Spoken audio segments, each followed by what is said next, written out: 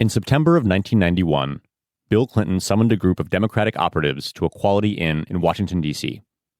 Clinton was the governor of Arkansas, and he was exploring a run for president. The group discussed Clinton's potential platform and what his campaign might look like. Then, Clinton brought up a sensitive subject: his reputation as a serial womanizer. "I know you're all concerned about this," he said. Clinton had considered running for president once before, in the run-up to the 1988 race. His chief of staff had helped talk him out of it by showing him a list of women he was rumored to have been involved with.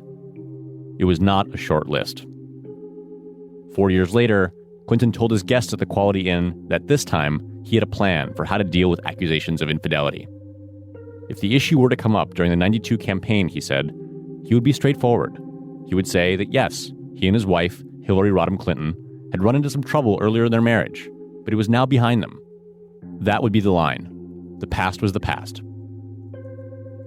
Clinton seemed so convincing that he even won over a guy who had worked for Gary Hart, the Democrat whose presidential campaign had gotten blown up by a sex scandal in 1987.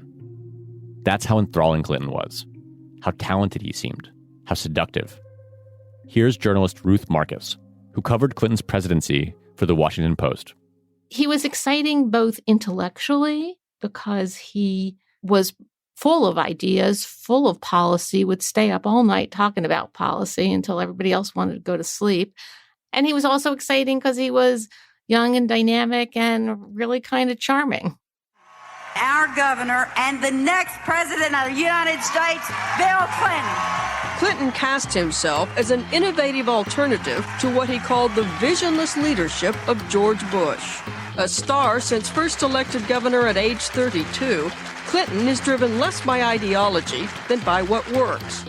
Clinton started looking like the Democratic frontrunner in early 1992. Then, just before the New Hampshire primary, the campaign was knocked sideways in exactly the way that Clinton had predicted. The Arkansas woman who says she had a 12-year affair with a Democratic presidential candidate has now gone public with her side of the story. Her name was Jennifer Flowers. I was Bill Clinton's lover for 12 years, and for the past 2 years I have lied to the press about our relationship to protect him. Confronted with the Jennifer Flowers scandal, Clinton stuck with the plan he had put forward at the Quality Inn. In an interview with 60 Minutes that aired after the Super Bowl, Clinton denied the affair with Flowers, but copped to personal mistakes that he had put behind him. You know, I have acknowledged wrongdoing. I have acknowledged causing pain in my marriage. In a crucial show of support for her husband, Hillary Clinton appeared at Bill's side during the interview. Now, I'm not sitting here as some little woman standing by my man like Tammy Wynette. I'm sitting here because I love him and I respect him and I honor what he's been through and what we've been through together. And, you know, if that's not enough for people, then heck, don't vote for him. The interview, which drew an audience of 34 million people, allowed Clinton to move on from the Jennifer Flowers story and regain his momentum. But it wasn't long before the campaign was again rattled by questions about Clinton's past. First, about whether he'd dodged the Vietnam draft. Then, about whether he'd ever smoked pot. More than the charges themselves, what made a lasting impact on Clinton's reputation were his evasive responses. That he didn't mention receiving a draft induction notice because he just didn't think it was relevant. That he'd taken a drag but never inhaled. He came off as a shifty politician. A guy who got out of trouble thanks to carefully worded denials and phony shows of remorse. Those who've studied Clinton and those who know him well are troubled by his recurring tendency toward dissembling and half-truths. He earned his name, Slick Willie. He's a liar, and he gets away with it because he's charming, and he gives people what they want to hear. By the end of the 1992 campaign, Clinton was seen by his critics as a man without character. Of course, he got elected anyway. The American people have voted to make a new beginning. And there was a ton of excitement around his victory. He was the first Democrat to occupy the White House in 12 years. Michael Jackson performed at his inaugural celebration with a pet monkey on his shoulder.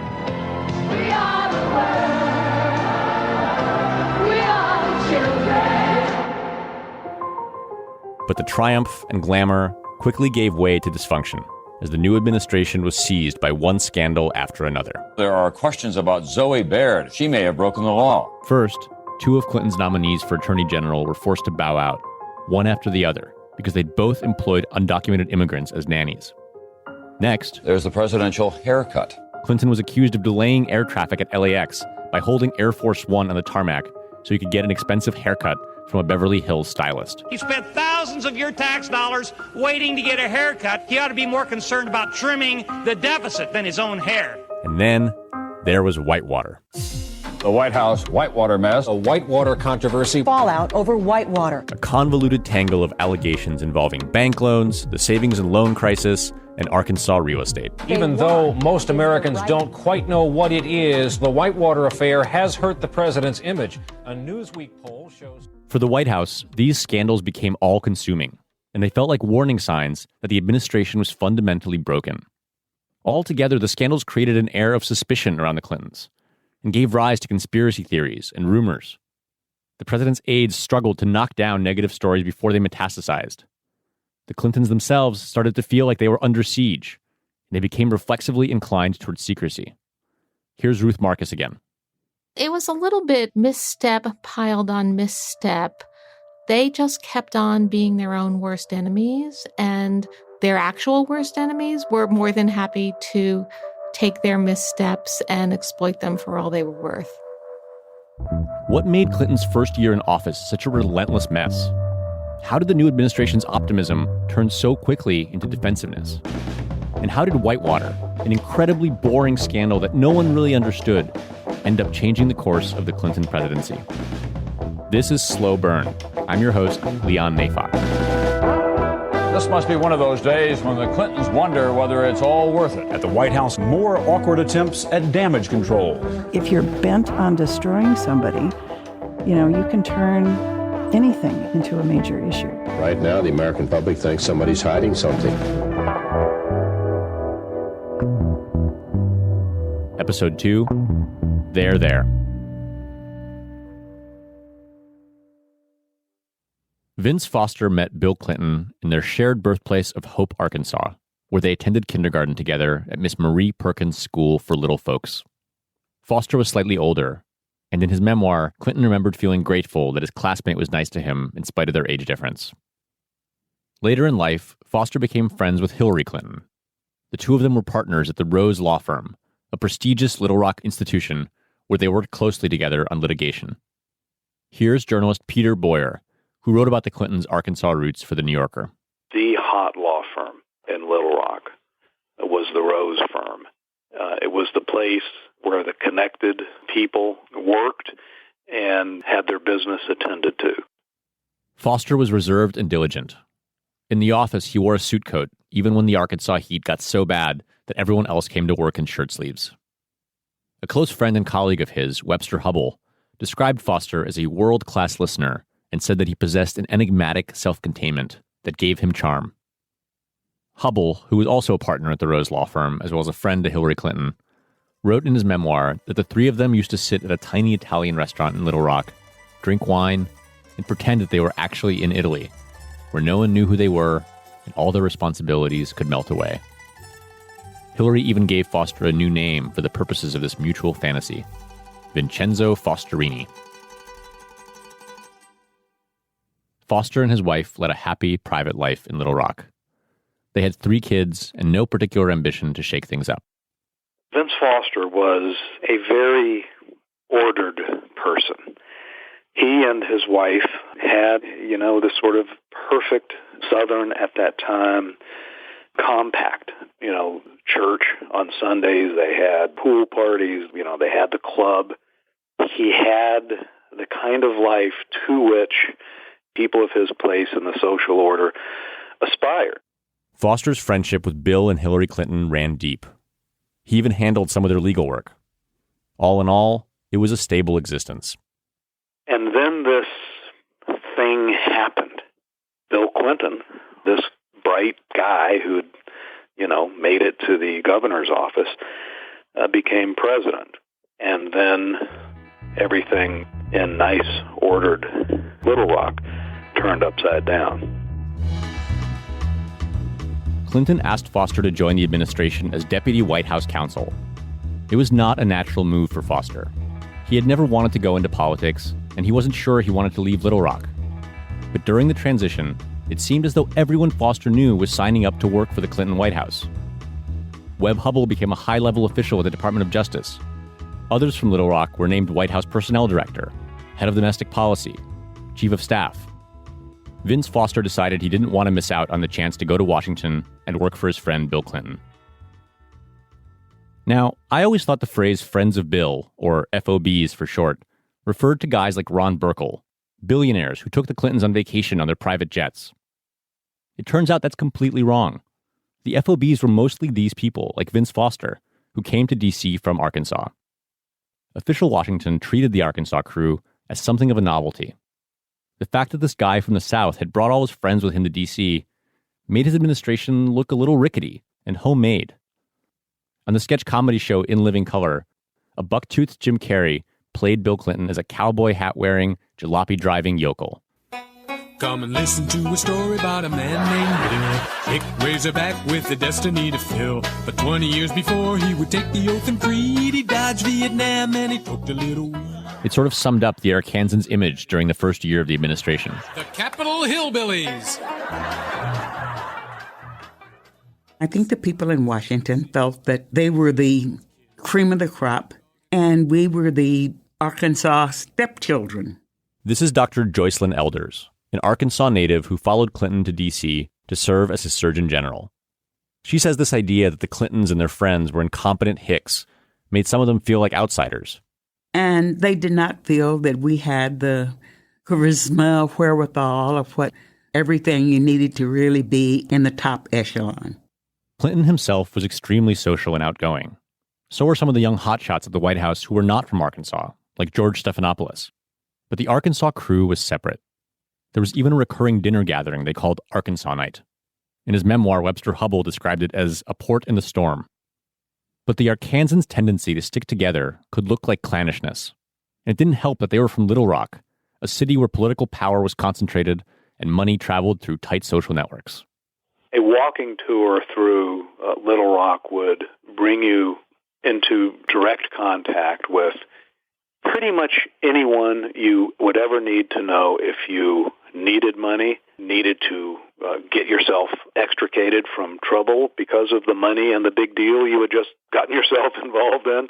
That is what Little Rock was. Little Rock was seen as a town built on favor trading and low-grade collusion. Webster Hubbell liked to joke, it's not a conspiracy, it's Arkansas.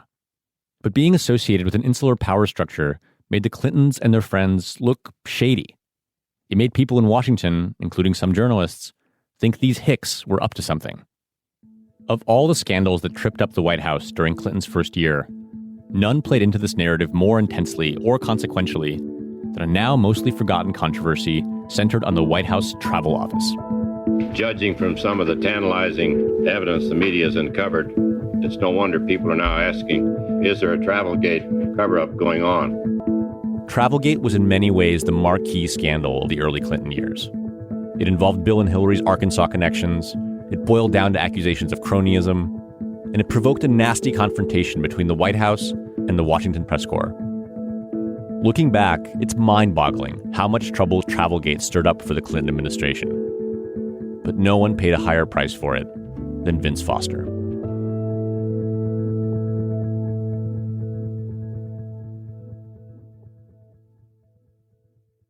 The White House Travel Office was a bureaucratic backwater.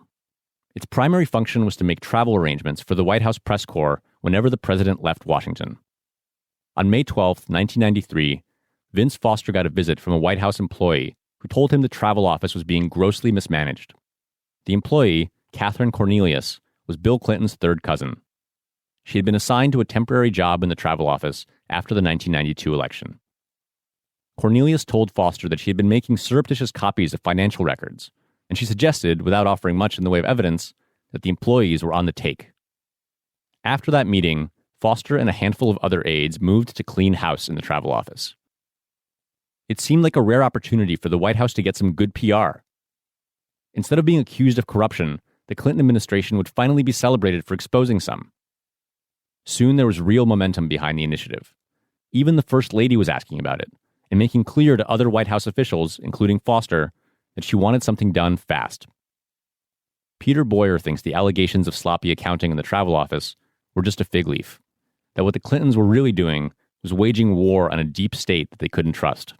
The Clintons believed, and with some reason, that there were a lot of people in the permanent staff around the White House who were against them, who sought to undermine them. And, the thought was that these people's loyalties are suspect. Let us get shut of them. Just a week after Catherine Cornelius' meeting with Foster, all 7 of the travel office staffers were abruptly fired. Cornelius, who was in her mid-20s, was put in charge. Foster helped prepare a page of talking points that framed the dismissals as a victory for government efficiency. But the maneuver did not work out the way Foster and his colleagues had hoped. Journalists in the White House press corps had been working closely with the travel office staff for years, even decades.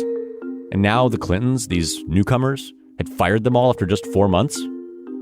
At the press briefing that day, reporters hurled loaded questions at White House spokeswoman Dee Dee Myers. They asked about Cornelius' relationship to the president. No, she's not a first cousin. Not a first cousin. Let me explain who she is. She has a business degree. And they asked whether the Clintons were trying to install loyalists to replace career civil servants. There was enough ample evidence of mismanagement that we thought the best thing to do was to restructure the office immediately. We're going to reorganize the office. We think that we can save not only... The controversy quickly made it to the evening news. There's a storm building over the White House decision to fire 7 longtime members of its travel office in what's fast becoming known as Travelgate. Things got even worse when it came out that one of Clinton's aides had asked the FBI to investigate the travel office for criminal wrongdoing. He had also talked about calling the IRS. Republicans, including Senator Bob Dole, portrayed this as an abuse of government power. The most terrifying letters in the English language are FBI and IRS. So when the American people hear that these two powerful, independent, and I underscore independent agencies may be getting political marching orders from the White House, the American people have a right to be alarmed. The New York Times editorial board wrote that Travelgate made the White House look inept, callous, and self-serving. There were calls for congressional hearings. Even Ross Perot, the eccentric billionaire who had run as an independent candidate against Clinton and George H.W. Bush, got in a few shots. He's still doing things the Arkansas way, like trying to give the travel business as a political payoff. Now, that's just straight out of Arkansas. Vince Foster felt it was his responsibility to fix Travelgate. When the scale of the problem came into focus, he turned to one of his fellow Little Rock transplants in the administration and said, "My God, what have we done?" As deputy White House counsel, Foster was supposed to protect and serve the institution of the presidency, not the president himself. But Foster's deep ties to the Clintons made him take that duty extremely personally. Here's Peter Boyer again. This tidying up of other people's messes, including Travelgate and all of that for Hillary and Bill, was just real torment for him. On the other hand, he was their lawyer, and it was his duty. And it was just exquisitely difficult. Foster had begun to feel overwhelmed by the pressures of White House life even before Travelgate. In early May, he'd flown to Arkansas to deliver a commencement address at the University of Arkansas School of Law. In his speech, he struck an unmistakably melancholy note. There will be failures and criticisms and bad press and lies and stormy days and cloudy days, and you will not survive them without the support of those spouse and law partners and friends. It tore Foster up that he was failing to defend the president and the first lady from unfair attacks. But he also came under fire personally when the Wall Street Journal published a staff editorial headlined, "Who is Vincent Foster?" The Journal editors took Foster to task for ignoring the newspaper's request to send in a photograph of himself. "No doubt Mr. Foster and company consider us mischievous at best," the editorial read. "But how an administration deals with critics is a basic test of its character and mores." I mean, his peers back in the actual world, the world that meant anything to him, Little Rock Society, those folks in the morning read the editorial pages of the Wall Street Journal. And they were looking at Vince's caricature and reading, these stories and seeing him connected with these tawdry little mini scandals that were surrounding the Clintons. And it was just a kind of disgrace. As Travelgate churned, Foster seemed to be in a constant state of dread. He began to prepare detailed notes on his role in the controversy so that he would be ready to answer questions if he ever needed to testify before Congress. He started losing weight and having trouble sleeping. At his wife's urging, he wrote out a list of what was bothering him. Foster wrote, "The public will never believe the innocence of the Clintons and their loyal staff. I was not meant for the job or the spotlight of public life in Washington. Here, ruining people is considered sport." Bill Clinton knew that Foster was having a hard time. After seeing that the Wall Street Journal had published a second editorial attacking Foster, the president invited his friend to the White House to watch a movie and relax. Foster declined. It was the last time they would ever talk.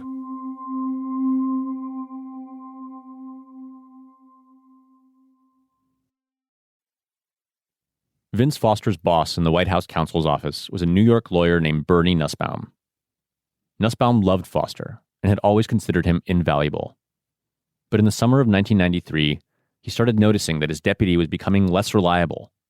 Foster seemed distracted and disengaged, even when he was working on important matters, like the nomination of Ruth Bader Ginsburg to the Supreme Court. On July 20th, 1993, Nussbaum was having dinner with friends when he got a phone call. Here he is talking about it in 2002. All of a sudden, my pager rings. Oh, I see. The White House is calling. As you can see how important I am. I can't even have dinner. I'm on call at all times. I go to the phone. And Mark Guerin, the director of communications, on the phone. He says, "Bernie, you got to come back to the White House right away. Vince Foster's dead."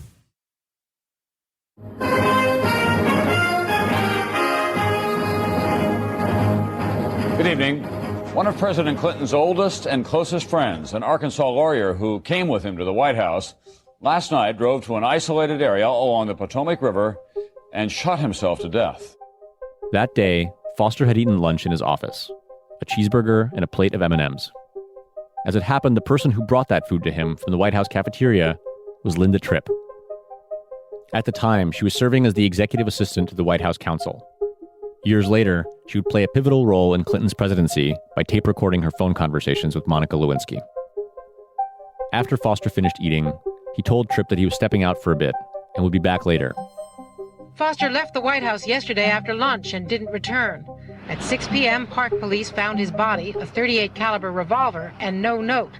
An autopsy revealed that Foster's death was consistent with a self-inflicted wound. Close friends, including Bill Clinton and Webster Hubbell, gathered at Foster's home in Georgetown with his family. Because Foster was such a private person, they decided that the administration would not make any public statements about his struggles with depression. The official White House line, delivered the following day at a press briefing by Clinton's chief of staff, was that Foster's death was inexplicable. For try as we might, all of our reason, all of our rationality, all of our logic can never answer the questions raised by such a death. In the wake of Foster's suicide, investigators from the Park Police wanted to search his office for a note or any other window into his state of mind. This created a dilemma for the White House. Given Foster's high-level responsibilities, some of the legal material in his office was sure to be extremely sensitive. The police couldn't just be allowed to rifle through it. After much debate and negotiation, Bernie Nussbaum decided that he would be the one to look through Foster's papers and separate out anything privileged or confidential. Nussbaum conducted the search 2 days after Foster's death. Meanwhile, 2 high-ranking lawyers from the Justice Department sat and waited, forbidden by Nussbaum from looking over his shoulder. Over the course of 2.5 hours, Nussbaum set aside 2 piles of documents, one that would be given to lawyers representing Foster's family, and one that would be sent to the Clintons' personal lawyers. What Nussbaum did not anticipate was that the removal of these files would soon be held up by Clinton's critics as evidence of a criminal conspiracy. It would also breathe new life into the long-simmering scandal known as Whitewater. So what was Whitewater? If you've never really known, don't feel too bad. Even seasoned Clinton experts have trouble explaining it. But it's actually not impossible to understand. The scandal divides up pretty easily into 3 interlocking parts. First, the land deal. In 1978, when Bill Clinton was Arkansas Attorney General, a friend of his named Jim McDougal invited him and Hillary to invest in an exciting new real estate development. He found this riverfront property in the Ozarks, later called Whitewater, and cut the Clintons in on what appeared to be a great deal. McDougal's idea was to build a vacation community for Little Rock's elite. The Clintons would plant their flag first, and all the other Little Rock power brokers would follow. Bill and Hillary agreed to invest in the property alongside Jim McDougal and his wife. But the rest of the Arkansas ruling class was not as eager, and McDougal's development quickly failed. We made a bad investment, we lost money, and there's really not much more to add to it. Okay, so that's part one. Part two has to do with a $300,000 loan that McDougal's wife, Susan, received in 1986 from a government-backed investment firm in Little Rock. Later, the person who ran the bank alleged that Bill Clinton had personally called him from the governor's office and asked him to approve the McDougal loan. He just simply asked me if I was going to be able to help he and Jim out. And that was Governor Clinton? Yes, sir. The takeaway was that Clinton had used his power to provide a financial lifeline to his co-investors in Whitewater. That's part two. Part three, and this is the last part, centered on some unspecified legal work that Hillary Clinton did for Whitewater impresario Jim McDougal. This was when she was a partner at the Rose Law Firm. McDougal was running his own savings and loan bank, and much like Whitewater, it was failing. The eventual collapse of the bank would end up costing the federal government $73 million. That raises another key question. Was it ethical for her to have represented the S&L before a state regulator, an official appointed by her husband? Reporters wanted to know the exact nature of Hillary's work for McDougal's savings and loan, but the White House claimed that the billing records were missing. So far, the questions about Hillary Clinton's conduct as a lawyer do not involve possible criminal wrongdoing. The questions do involve ethics and judgment. Okay, so Whitewater was kind of complicated, and provincial, and also dull. Then Vince Foster died. Question: what drove him to suicide? Question: did it have anything to do with Whitewater? And how did the White House handle documents in the office immediately after Foster died?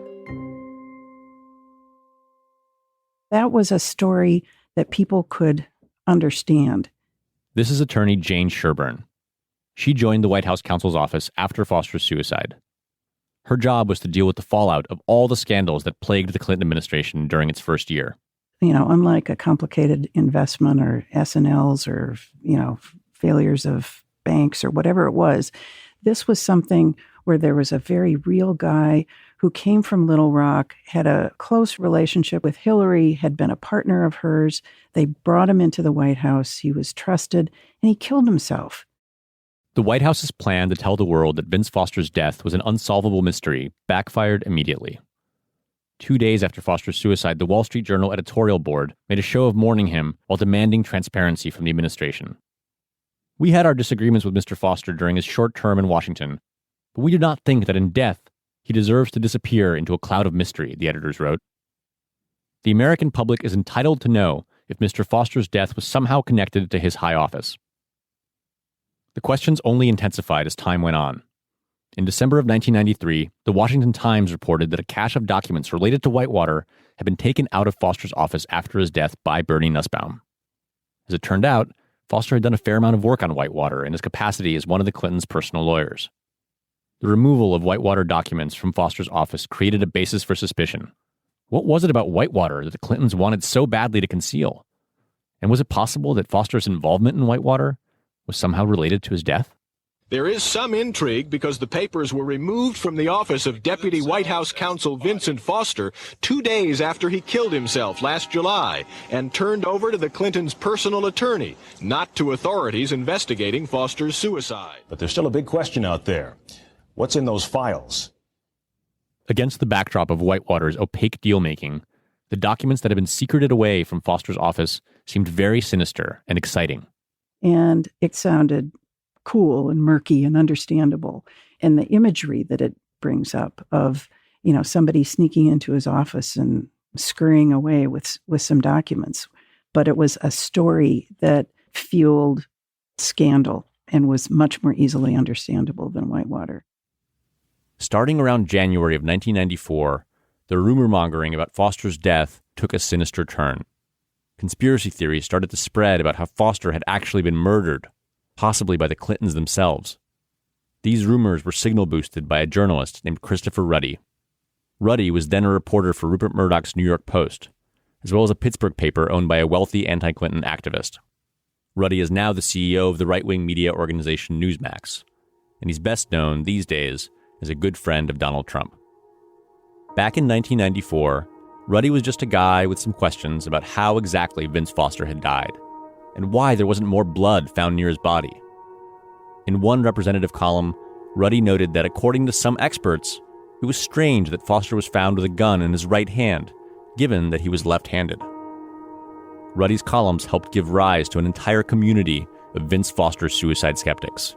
What was so damaging about the Whitewater file that caused Vincent Foster to lose his life? The White House has accused Republicans of spreading what it calls irresponsible, unsubstantiated rumors insinuating foul play in the death of Vince Foster, the White House counsel. Here again is Joycelyn Elders, Clinton Surgeon General. Every kind of story was put out about that. And the fact that the man died was painful enough. But then to have to deal with all of the stories that was generated surrounding this was even worse. In the meantime, the drumbeat on Whitewater kept getting louder. It wasn't just Vince Foster's death that brought new attention to the real estate scandal. Media interest in the land deal had started building with the opening of a federal investigation into Jim McDougal's savings and loan bank. Then, the New York Times and the Washington Post began pressuring the White House to release any documents related to the Whitewater deal that had not yet been made public. The Clintons' instinct was to refuse these demands out of fear that they would only give rise to more scandal. Here again is Jane Sherburne. There were a lot of documents, and people wanted to see what the documents were. And the Clintons didn't want to disclose them. And it created this pressure and this mystique around these documents that was completely unnecessary. Some people in the White House, including Jane Sherburne's boss, Harold Ickes, thought the administration should release more information rather than less, to show that the Clintons had nothing to hide. Harold Ickes said, let's just have a yard sale, put it all out on the lawn, let them have at it.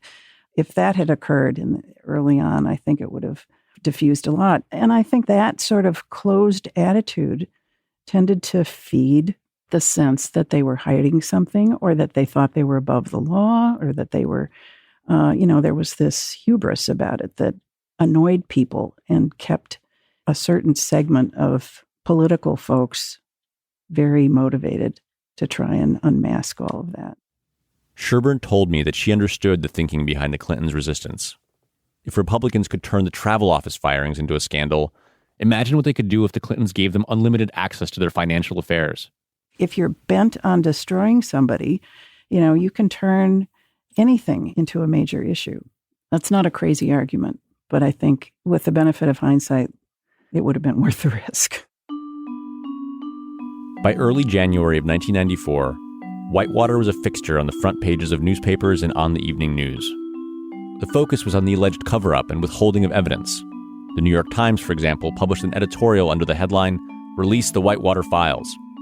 When Clinton traveled to Russia to conduct talks with Boris Yeltsin, he was frustrated to find that the scandal had followed him across the Atlantic. President Clinton may be in Europe tonight, but his problems at home continue with Whitewater. During one interview, Clinton responded to a Whitewater question by standing up and taking off his microphone. "You've had your 2 questions," he said. "I'm sorry you're not interested in the trip." By this point, all the scandals that had been dogging Clinton since the beginning of his presidency had been boiled down to one yes or no question. Should the administration invite a special prosecutor to come in and investigate so that every last controversy could be resolved and the White House and the country could move on? After Watergate, Congress had passed a law that made it really easy to appoint an independent counsel to investigate whatever Congress wanted to investigate. But that law had expired in 1992. 2 years later, the only way to get an independent counsel was for the Attorney General to appoint one. And there was a lot of pressure on the Clinton administration to make that happen. Republicans question the administration's ability to investigate a case that could involve the president himself. Republicans in Congress were pushing for a special counsel. So was the press. In today's editorials, 2 national newspapers called on the Clinton administration to appoint an independent counsel to investigate the case. Even Democrats got on board. The big blow came yesterday when Senator Daniel Patrick Moynihan became the first Democrat to urge appointment of a special counsel. He also said the president should make all documents public to end the appearance of stonewalling. If there are things that are embarrassing, turn them over even faster. Inside the White House, a bitter debate broke out between those who thought that asking for a special prosecutor was politically necessary and those who believed it would be a disaster. Bernie Nussbaum, Clinton's White House counsel, fought as hard as he could against the idea. I knew the dangers of independent counsels. I knew the dangers of that institution, how sparingly it should be used, if ever. None of the other people in the White House knew this or understood it, including the president. See, they thought I was clueless. They thought I was politically naive. Ultimately, they're smart guys, but they were clueless about the dangers of putting into place institutions, which may calm down the press for the next 24, 48 hours, but which will act as a knife in your heart for the next 8 years. The opposing view was that the more Bill Clinton resisted the calls for a special prosecutor, the more guilty he and Hillary would look. Plus, chances were good that Congress would soon vote to reauthorize the independent counsel law. And then a prosecutor would be forced on Clinton, whether he liked it or not. If the president went ahead and made the request himself, he could at least get some credit for transparency. In the end, Clinton decided that his political advisors were right, and Bernie Nussbaum was wrong. With a heavy heart, he sent a letter to Attorney General Janet Reno, asking her to appoint a special prosecutor. On January 20th, 1994, she introduced her pick. This morning I am announcing that I have asked Robert Fisk, Jr., a widely respected former U.S. attorney from New York named Robert Fisk. Wall Street lawyer Robert Fisk is a lifelong Republican with 9 years' experience as a federal prosecutor, appointed U.S. attorney by Gerald Ford. At the press conference announcing the appointment, a reporter asked Fisk whether Vince Foster's death was within the purview of his investigation. Fisk said that it was.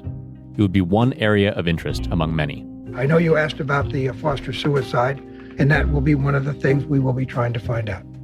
This proved to be true. Over the next few months, Fisk pursued all kinds of unexpected angles.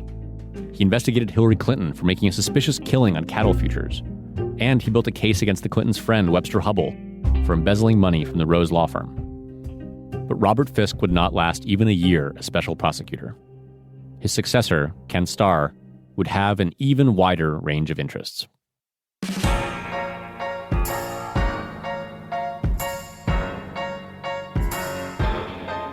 Next week on Slow Burn, you'll hear the story of Cliff Jackson, a friend of Bill Clinton's who became his worst enemy. In episode 3, you'll learn about how Jackson helped publicize accusations of sexual misconduct against Clinton and set the stage for the revelation that would imperil his presidency. Everybody's wanting to talk to me. Everybody's wanting an exclusive. It was absolute madness. Slow Burn is a production of Slate Plus, Slate's membership program. You can sign up for Slate Plus to hear a bonus episode of the show this week and every week until the end of the season.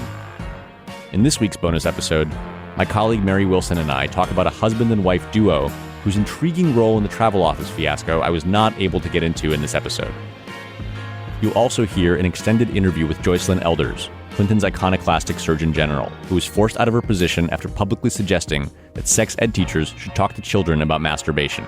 They were shocked.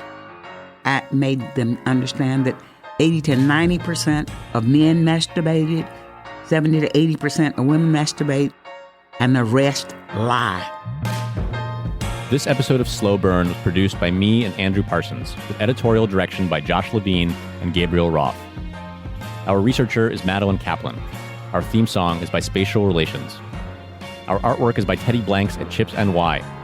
TJ Raphael is the senior producer for the Slate Podcast Network. Steve Lichtai is the executive producer of Slate Podcasts. Thanks to the Miller Center at the University of Virginia, NBC News Archives, ABC News, C-SPAN, and the Clinton Presidential Library for the archival audio you heard in this episode. For script notes and all kinds of other help, we want to thank Ava Lubell, Susan Matthews, Faith Smith, Jeff Friedrich, Jason DeLeon, Forrest Wickman, June Thomas, Mary Wilson, and Camilla Hammer. And an extra special thanks to Russell Riley at the Miller Center for sharing with us audio from his work on the Bill Clinton Presidential History Project. See you next week.